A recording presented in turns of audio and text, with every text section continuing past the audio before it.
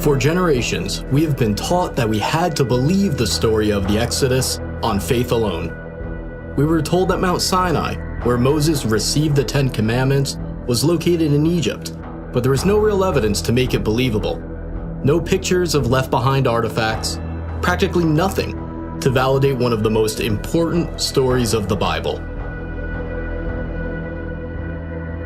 The Bible says over 70 times that the Israelites went out of Egypt to Midian, which would be mostly or entirely modern-day Saudi Arabia.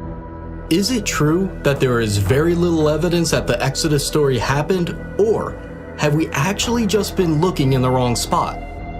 While the theory of Moses and the Israelites being in Saudi Arabia is a relatively new theory to those of us in the outside world, it isn't new to the locals living there. We were frequently approached by Saudis eager to talk to Americans for the first time face to face. And one of the first things they would say with excitement was, "Did you know Moses was here? Let me show you where he and his people were."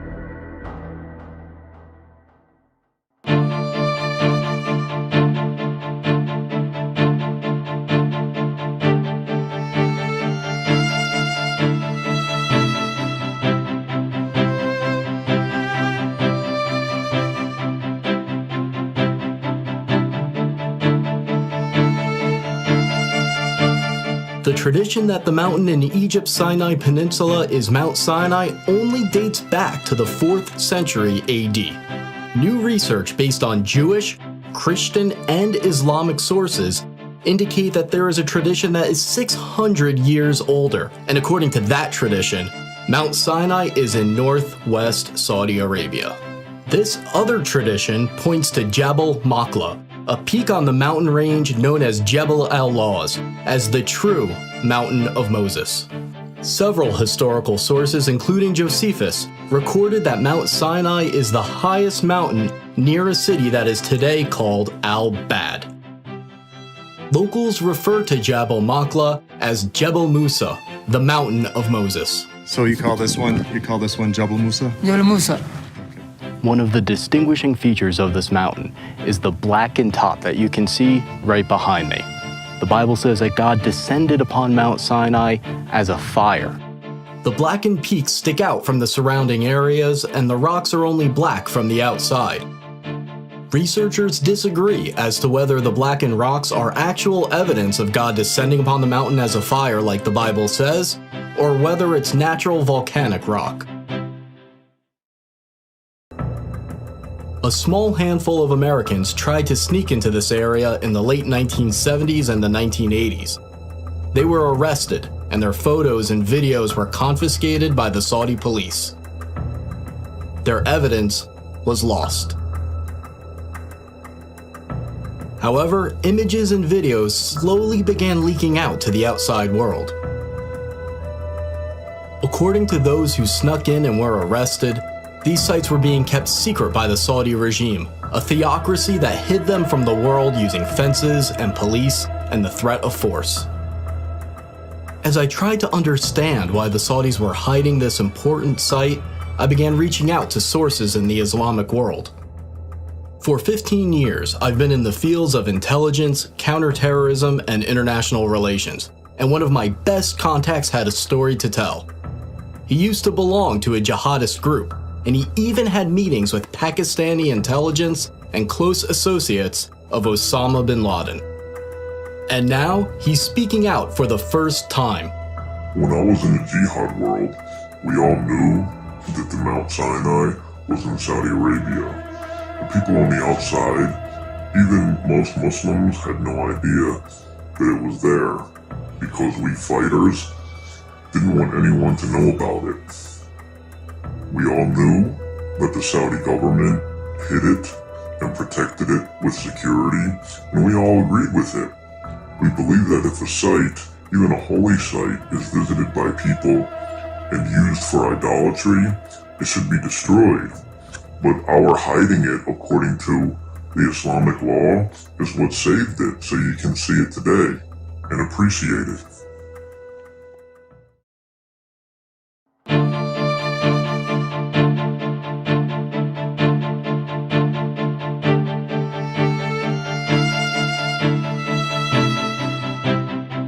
Moses flees Egypt after killing an Egyptian who he saw abusing one of the Hebrew slaves. He then escapes to Midian as a fugitive. In Midian, Moses sits by a well and he meets the daughters of Jethro who are getting water for his flock. Moses then marries one of his daughters. We are in the ancient land of Midian right now, near the town that locals describe as originally being the land of Jethro. When we visited this area, multiple Saudis approached us to tell us this is where Jethro and Moses resided. They excitedly pointed to an ancient well that is fenced off and marked as an archaeological site. The Saudis have long believed that this is the well where Moses met the daughters of Jethro, and Muslims from around the world come to see it.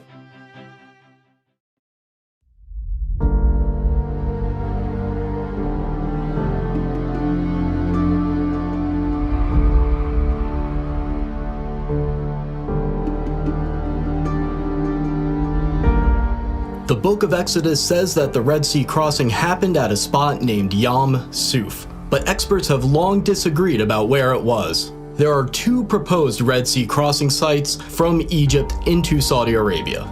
The first candidate is at the Straits of Tiran, at the bottom of Egypt's Sinai Peninsula. The second candidate is at Egypt's Nuweiba Beach. Dr. Glenn Fritz, who has a PhD in environmental geography, conducted a massive study of the land and all the historical references about where the crossing happened. He found only one exact match: Egypt's Nuweiba Beach. Nuweiba Beach is almost 5 miles long and 3 miles wide, providing enough room for the Israelite population to fit. Here, they'd be trapped with the mountains on both sides, the Red Sea in front of them, and Pharaoh's army right behind them. Amazingly, there is a path under the water from Egypt into Saudi Arabia. The path is not too steep. The Israelites could have easily walked across if the waters were parted. Underwater research by Dr. Leonard Moeller showed strange shapes in the coral, leading some to believe that the remains of Pharaoh's army are there. According to this theory, the coral wrapped around the debris from Pharaoh's army and retained the shape of the objects after they dissolved. When they brought a metal detector down to the coral anomalies, the readings were consistent with circular patterns of metal resembling the parts of chariots. We had planned to dive near the possible Red Sea crossing point because it's a public diving site with stores where you can go and rent diving equipment. But we weren't allowed to. The Saudi police showed up, and they stayed with us until we left.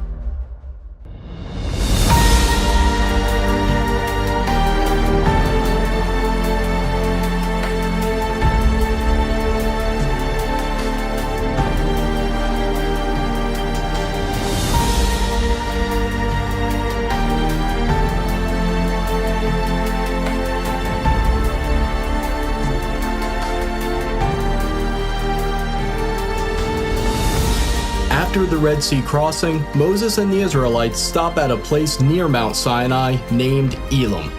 Desperate for water, they find a unique location with 12 wells and 70 palms.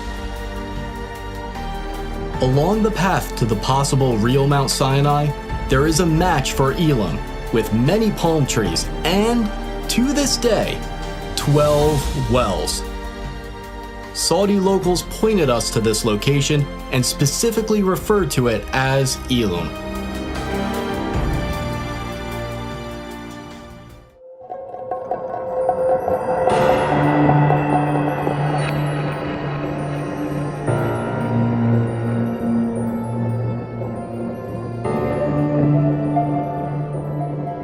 Another major event by Mount Sinai is the incident with the golden calf. While Moses is up on Mount Sinai, some of his followers begin worshiping a golden calf. They place it up on a stand and begin worshiping around it, and they set up an altar in front of it. When Moses comes down from Mount Sinai, he destroys the golden calf and sprinkles its remains into the river that comes down from the mountain. Here, in front of the mountain, we have the remains of what may have been that golden calf worship site.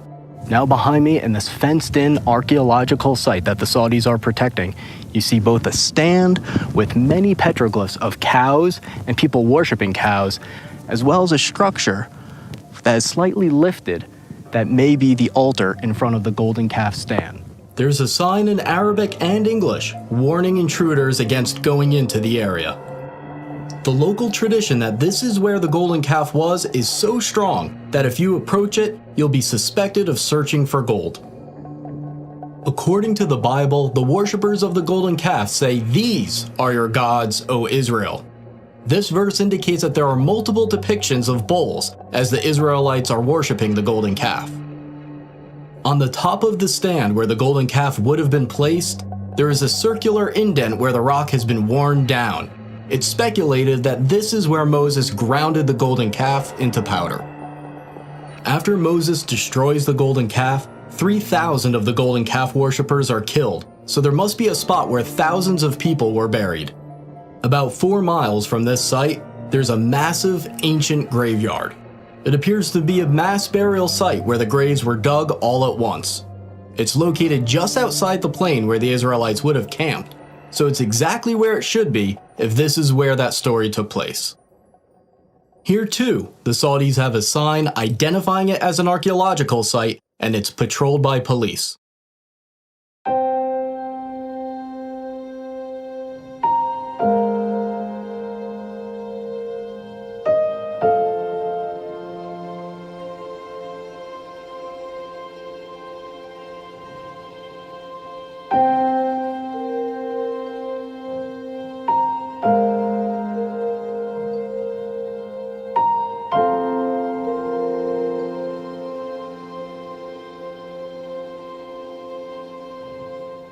The book of Exodus says that Moses built an altar of uncut stone at the foot of Mount Sinai and also set up 12 pillars to symbolize the 12 tribes of Israel.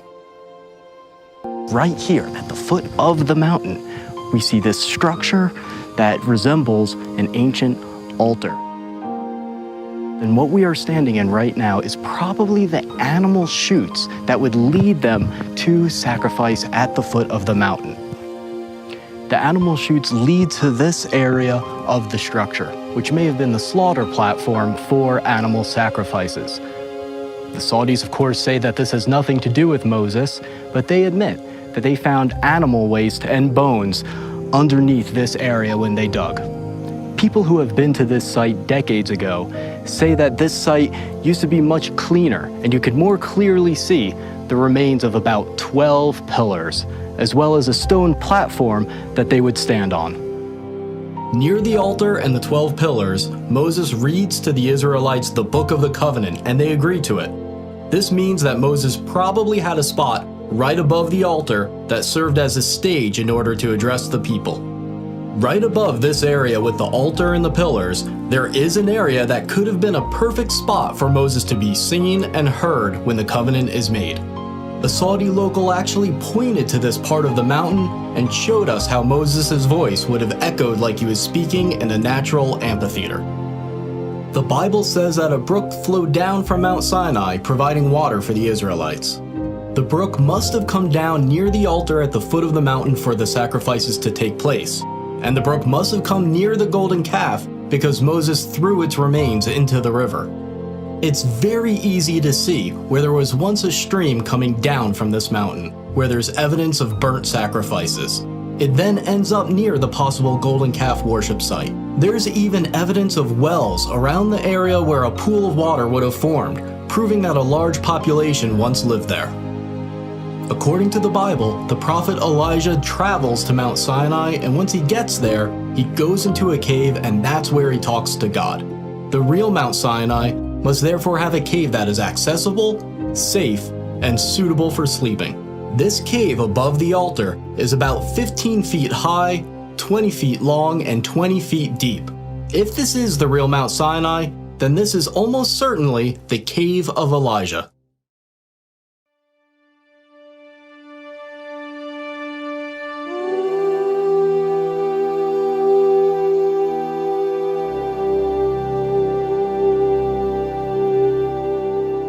On the way to Mount Sinai, the Israelites camp where there's no water. Moses goes up to a distinct rock and strikes it with his rod, and miraculously, water pours forth for his followers. The historian Josephus said that the split rock could still be seen in his time, and it was so big that it could not have been moved. Is it possible that this split rock still remains today, testifying to the accuracy of this story? The answer is yes, and it is stunning.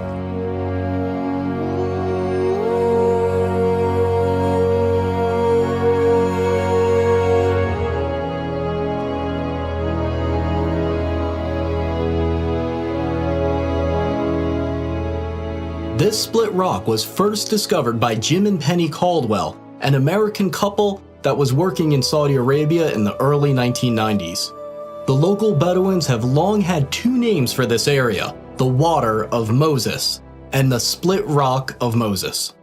This split rock is on top of a 100-foot hill and is somewhere between 40 and 60 feet high.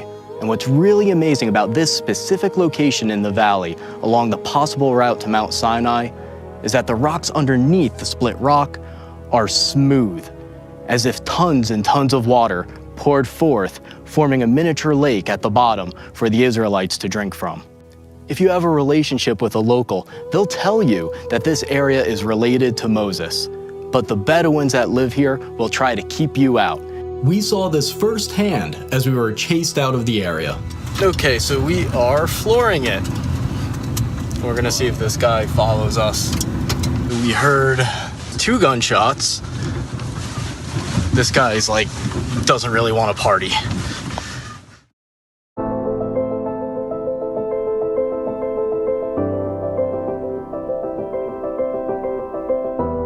The Bible says the area near the split rock where the Israelites fought the Amalekites is named Rephidim, which means place of rest. Hebrew inscriptions we found there have been interpreted to say place of rest, the definition of Rephidim. Closer to the mountain, inscriptions have been found that Dr. Miles Jones, a scholar of ancient Hebrew, believes are talking about the battle with the Amalekites. He says one of the inscriptions refers to the death of an Amalekite. Nearby, there are 2 inscriptions that Dr. Jones believes are marking where a Hebrew mother and daughter died. The Bible says that God told the Israelites that they possess the land wherever the soles of their feet touch.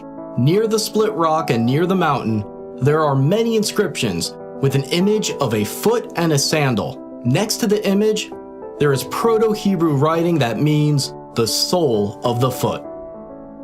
We also found inscriptions that were translated and found to refer to Yahweh, the Hebrew name for God.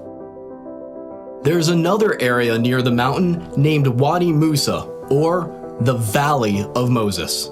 Here, a depiction of a menorah was found, and it might be the oldest depiction of a menorah known today. Now, a new eyewitness has come forward to reveal that the Saudis have been hiding the evidence of the Exodus since at least World War II. This man was an American pilot who met the King of Saudi Arabia. Bob Cornuke was one of the first people to reach Jabal Maqla in the 1980s, and he recently interviewed that pilot and made the footage available for this video. It's an honor to meet you. Well, thank you. Our lives have intersected possibly in something very historic, and we're talking about where the real Mount Sinai is located. And I had no idea that someone as far back as World War II would have seen the mountain and had been told that the mountain was the holy mountain of Moses. Did any of the Muslims tell you that that was a holy mountain? Oh yes. I guess everybody in the military knew it was holy. Yeah. Well, they forbidden me to fly around it, and it was off limits that I'd be killed either by God or by maybe some of them, I don't know. And when I took off, I was half scared to death. You bet I flew around it. But it was different than the rest of the mountains because it was black on top? Oh, it was a blackish green. It was dark enough to be somewhat frightening. You don't know what I really believe. I think it's Mount Sinai. I think God let me fly around it. That's what I think. I think He let you and me both live. Why haven't we heard about this other candidate for Mount Sinai? Why has almost the entire focus been on the traditional site despite its lack of compelling evidence. Think about how many things line up with the biblical story right here at this mountain. There's a beach and path where the Red Sea crossing could have happened, matching the biblical account. You can see how the Israelites could have camped near Elim with its 12 wells and 70 palms. Along the way to Jabal Makla, there's a split rock and area suitable for camping. There's a mountain referred to as the Mountain of Moses, with a large plain in front of it where millions of Israelites could have camped. You can see an altar of uncut stone at the foot of the mountain, where there's evidence of burnt sacrifices, right where it should be. There's evidence of bull worship, and you can see exactly how Moses would have seen the golden calf worship going on as he came down from the mountain. There's a brook that comes down from the mountain just like the Exodus story says. You can see right where the cave of Elijah might have been. All of these little details have to fit, and they fit. After I came back from the trip, people asked how I felt standing there where so few people have been able to. And the predictable feelings were easy to describe. The adrenaline, amazement, awe.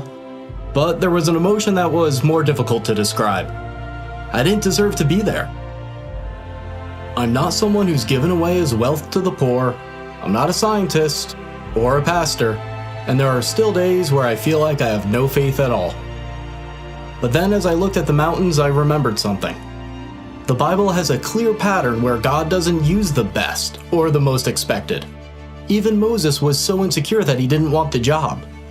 Rather than using the most qualified, the pattern is that God uses the unexpected, the insecure, the flawed, the depressed, the doubter, the underdog.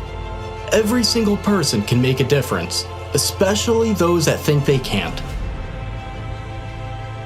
As you watch this, the Saudis are constructing a super city that is planned to be 33 times the size of New York. If all of us don't take action, Saudi construction in the area may destroy key evidence and prevent excavation for the foreseeable future. To try to stop these sites from being threatened, we have set up a website and a nonprofit organization to support further research and to convince the Saudis to preserve the sites so they can be saved and investigated. We're entering a period that we have never been in before, one where this footage and other evidence of the Exodus and the Bible overall are only a click away for anyone on Earth with an internet connection. And as these sites are revealed, it will change the Middle East forever and impact the billions of people who follow Judaism, Christianity, Islam, and those with no faith at all. The world is about to change.